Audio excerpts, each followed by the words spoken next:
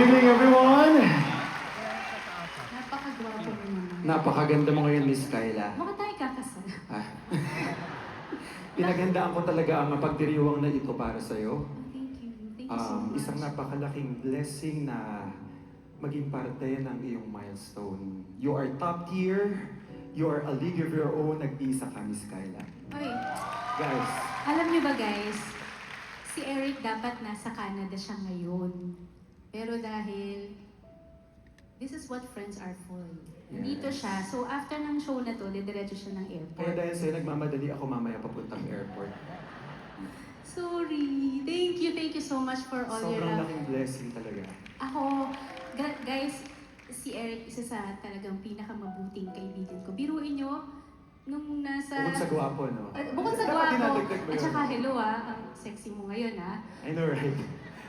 Um, I'm sorry Mahal ko.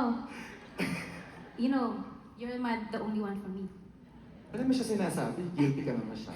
Hindi, para lang malinaw tayo sa lahat. No? Yes. Oy, ayun nga. Alam niyo ba, kasi recently, nagpunta kami ng Prague, kami ng mga kapatid Uy, may ko. kwento ako, wait lang. Sige. Ikaw na. Yung ba talaga Wait lang, baka makalimutan ko. Sa mga close kay Miss Kyla, alam naman po natin na medyo germophobic po siya, di ba? Yung every 5 minutes kailangan niya mag-alcohol. Kasi hindi mo siya pwedeng mag-share, hindi mo siya pwedeng i-share ng kutsara, ng baso, ganun. Kasi hindi niya na yun gagalawin. Okay. Recently, meron po kaming trip sa Europe. By the way, thank you so much, Ate Wen, for that wonderful Wen. trip. Yeah. Di ba sa Europe maraming kalapate? Ba't ka natatawa parang? Maraming kalapate sa Europe. Ngayon, habang binabaybay namin ang ganda ng Vienna, merong isang babae nagsisisigaw doon.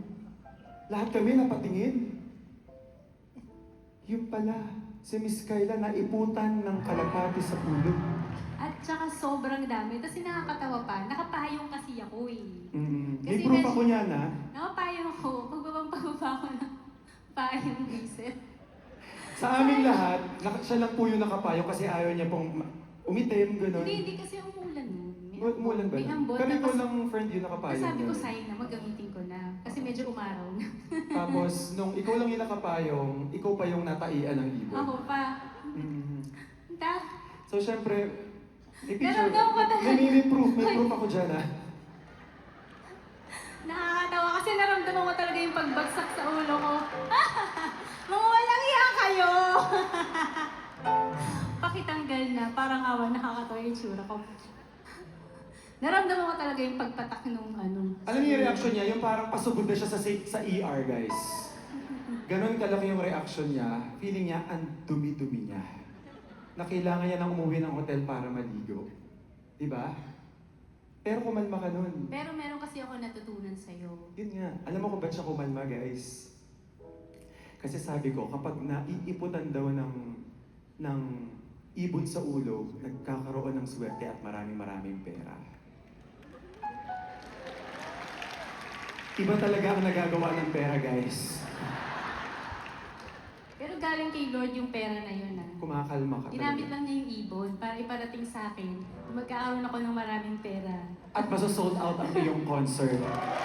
Again, Thank you. Salamat po. Thank you so much. may tanong ako. Oh. Magkano ang talent fee ko dito? Miss Eh, ito Kyla? na nga, di ba? Ayan nga, that's what friends are for. Di ba nga? No, nag-adjust na nga ako sa flight ko. Wala pa ako mapapala dito. Gumawa ako ng letter sa'yo, makababagbang damdamin. Talaga? Oo. And Thank then, you, Miss Kyla, Thank you. Si Eric talaga. Sobrang blessing ka sa napakaraming mong fans dito. Guys, talagang totoo siyang kaibigan kasi nilinis niya, siya yung nagtanggal ng ipot sa ulo ko.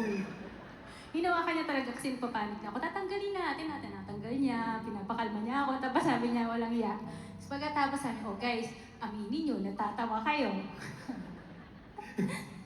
Kasi lahat ayaw matawa eh. So ako na lang po yung tumawa. Natawa na rin po siya. Lalo na po nung sinabi ko, magkakaroon ka ng maraming pera. Oh, sabi ni Lord, ginamit Yes. lang niya yung ibon. Let's make, that clear.